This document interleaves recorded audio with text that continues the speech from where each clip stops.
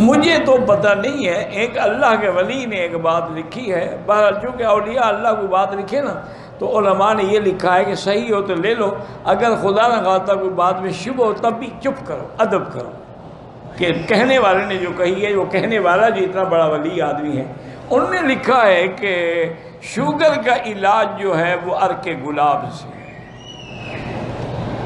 کہ خالص عرق گلاب سے آتشا، اس کو لے کر بڑا آدمی ہے تو کھانے والے 2 چمچے نہار منہ صبح اٹھتے ہوئے وضو کرنے سے بھی پہلے پیے، اور رات کو سونے سے پہلے، اور چھوٹا بچہ ہے تو چائے والا چمچہ۔ آگے جو انہوں نے بات لکھی ہے جو میں آپ کہنا چاہتا ہوں کہ بزرگوں کی بات ہے، اب میں کچھ کہتا تو نہیں، انہوں نے لکھا کہ اس میں شفا کی وجہ یہ ہے کہ اللہ نے گلاب کا پھول جو ہے وہ حضور کے پسینے سے پیدا کیا ہے۔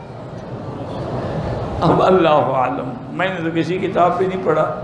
بہرحال ایک بزرگ کا قول ہے، نہ بھی ہو تو تب بھی تو بہرحال حضور کو گلاب کی خوشبو بڑی پسند تھی، حضور اپنی زندگی میں گلاب، عطر عود، مشک، عنبر، یہ خوشبوئیں بڑی پسند فرماتے تھے۔ اچھا، اللہ کی شان ہے کہ آج بھی پوری دنیا میں جو مدینے کا گلاب ہے یا طائف کا، پوری دنیا میں کہیں نہیں۔